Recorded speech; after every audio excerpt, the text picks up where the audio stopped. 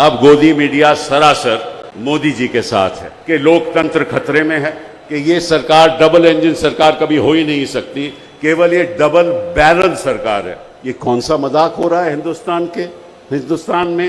ये संविधान का मजाक हो रहा है। जब भी संविधान पे आक्रमण होता है तो हम लोगों को इकट्ठा होकर खड़ा होना चाहिए। जनता इनको नहीं चाहती। जनता कहती है काफी हो गया, आपको बड़ा वक्त दे दिया, आप तो एक अमीरों के प्रधानमंत्री हैं, आम जनता के मामलों में तो आप दखलंदाजी नहीं करते। हम इंसाफ चाहते हैं क्योंकि ये लड़ाई इंसाफ की लड़ाई है।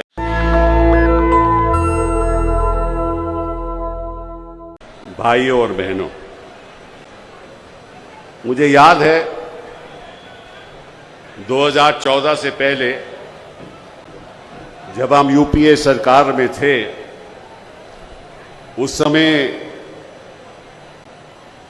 अरविंद केजरीवाल जी हमारी मुखालफत करते थे और हमें लगता था कि गोदी मीडिया उनके साथ है। लेकिन समय बदल गया, सरकारें बदल गई, प्रधानमंत्री बदल गए और गोदी मीडिया भी शिफ्ट कर गया। अब गोदी मीडिया सरासर मोदी जी के साथ है। कई और चीजें भी बदल गई। उन्होंने कहा था कि आपने कांग्रेस को 60 साल दिए, केवल हमें 60 महीने दो कि हम हिंदुस्तान की कायाकल्प बदल देंगे, हिंदुस्तान को बदल देंगे, हिंदुस्तान को इतना प्रगतिशील बना देंगे, इतना प्रगतिशील बना देंगे कि विश्व देखता रह जाएगा।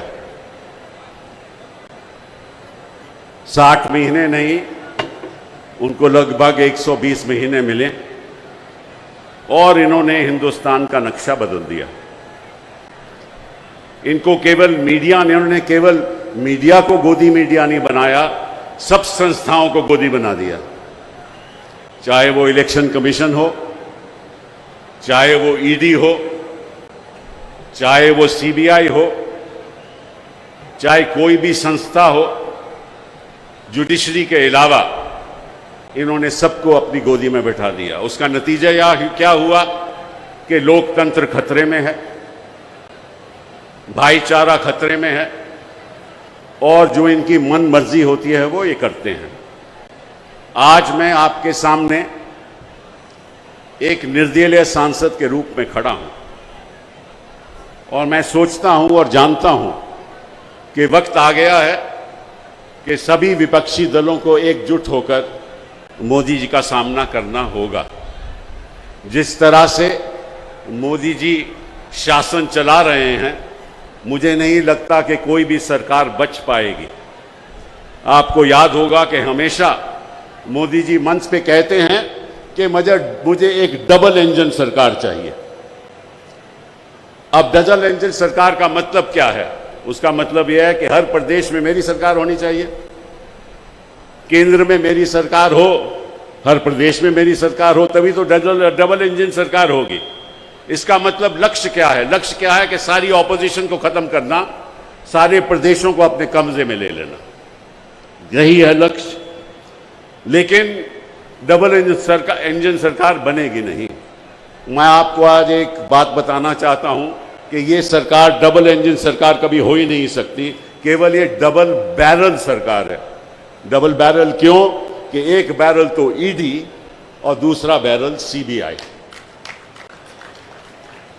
अब इन्होंने दिल्ली के साथ क्या किया, उस बात पे मैं अब आना चाहता हूं। आपने मुख्यमंत्री जी को चुना, दिल्ली सरकार में इतनी बहुमत के साथ आम आदमी पार्टी आई, लेकिन जब से आम आदमी पार्टी यहां शासन कर रही है, तब से इनका इरादा यह है कि किसी तरीके से इस शासन को चलने ना दो। आपको मालूम है कि संविधान में, क्योंकि दिल्ली एक राजधानी है, इसलिए मैं सरल तरीके से आपको समझाना चाहता हूं। मैं कोई कानूनी बात नहीं करूंगा, लेकिन ऐसी बात करूंगा जो आप लोगों को समझ आए।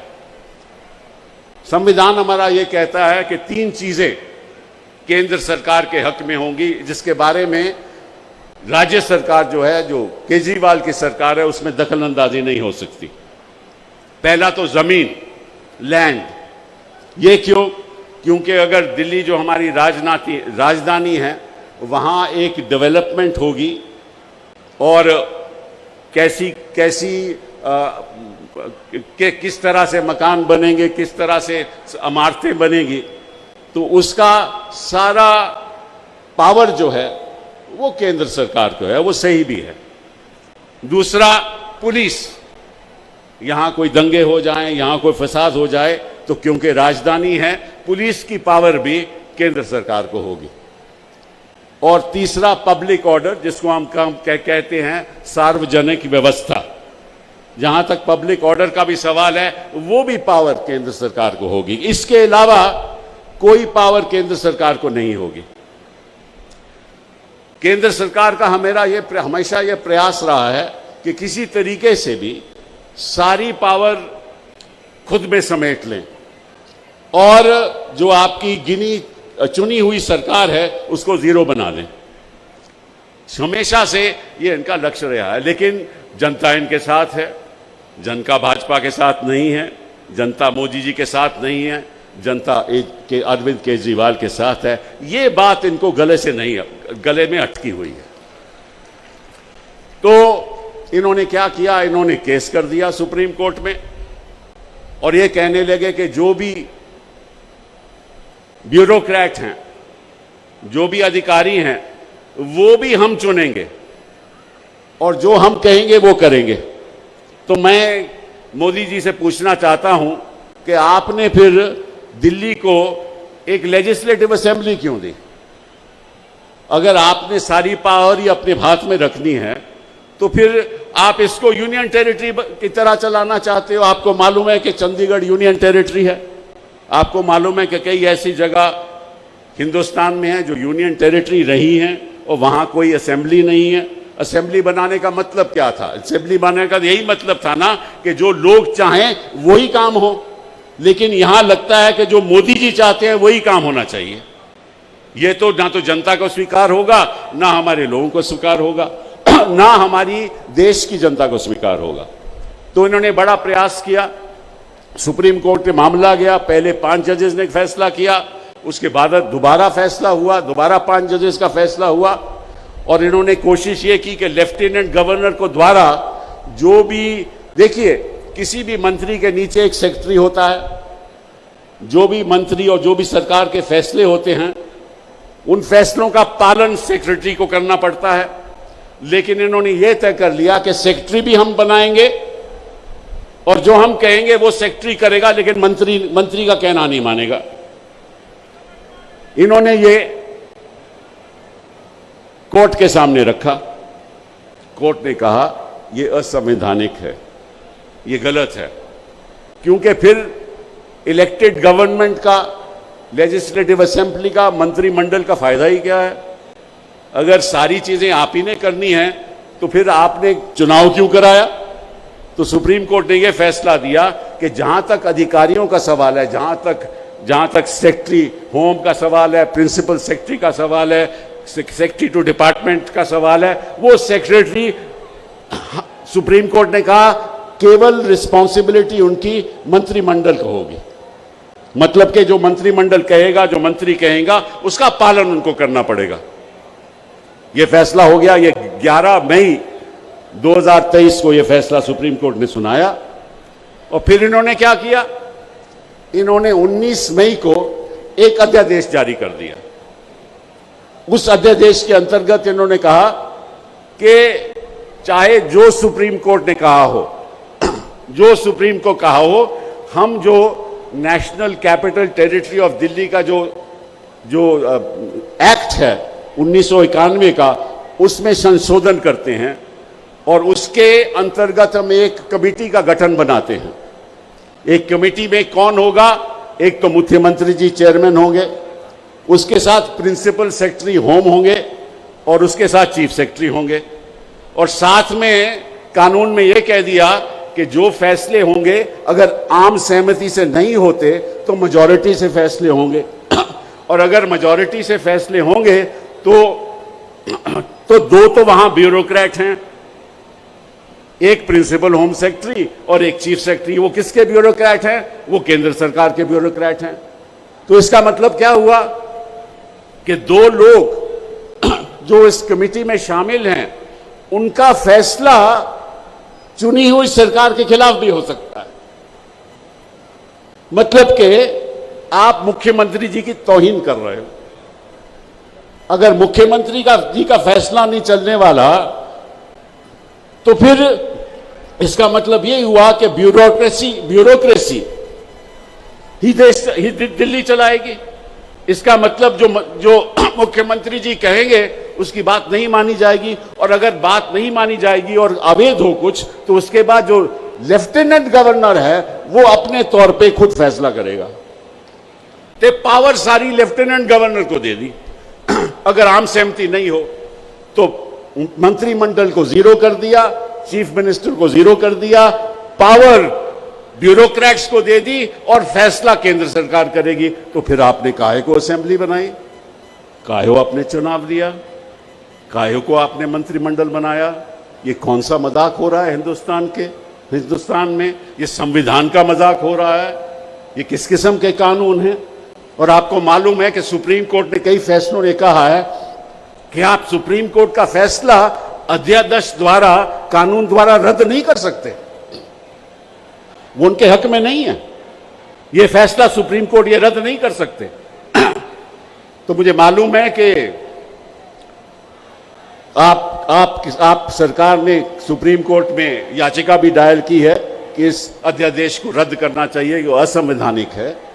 तो मुझे उम्मीद है कि सुप्रीम कोर्ट इसको रद्द करेगी, इसको खत्म करेगी, क्योंकि मैं समझता हूं कि जो अध्यादेश ये कह दे कि जो चुनी हुई सरकार है उसके निर्णय नहीं माने जाएंगे, तो इसका मतलब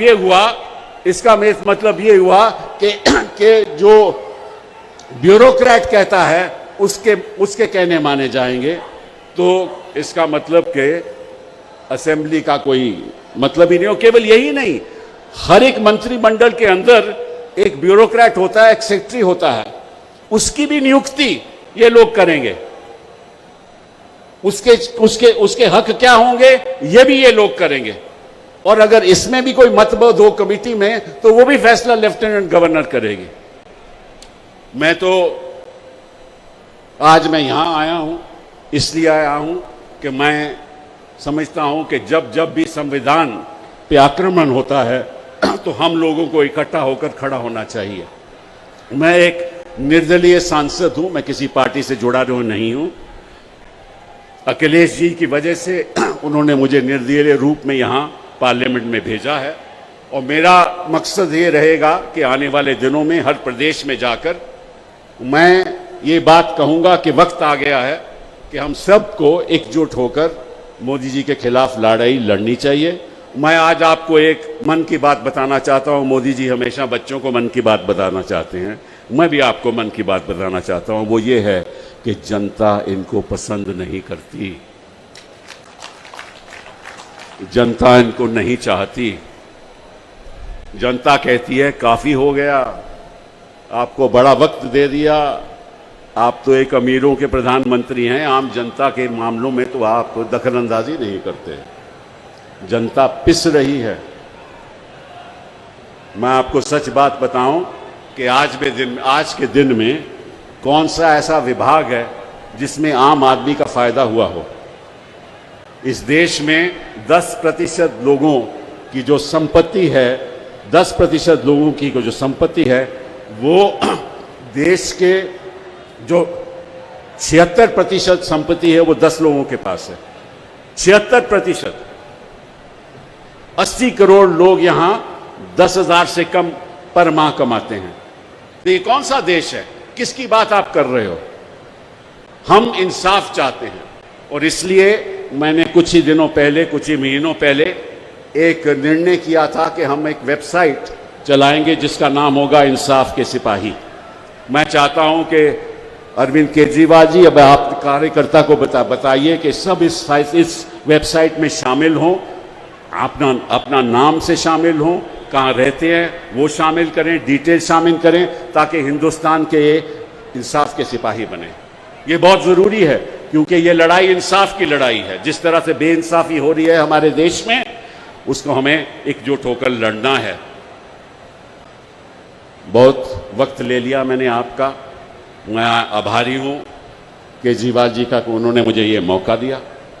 मैं चाहता था कि आपके सामने आकर मैं ये तो बता दूं कि आप लोग, हम लोग, सारे विपक्ष के लोग इकट्ठा होकर एक मंच 2024 में मोदी जी को हरा कर रहेंगे। बहुत बहुत धन्यवाद, शुक्रिया। नेशनल दस्तक की आपसे गुजारिश है कि अगर इसको बचाना चाहते हैं तो नेशनल दस्तक को सब्सक्राइब करने के लिए रेड कलर के सब्सक्राइब बटन को दबाएं, फिर बेल आइकन की घंटी दबाएं। नेशनल दस्तक को बचाने के लिए बहुत जरूरी है कि हर खबर को शेयर करें, लाइक करें, कमेंट जरूर करें।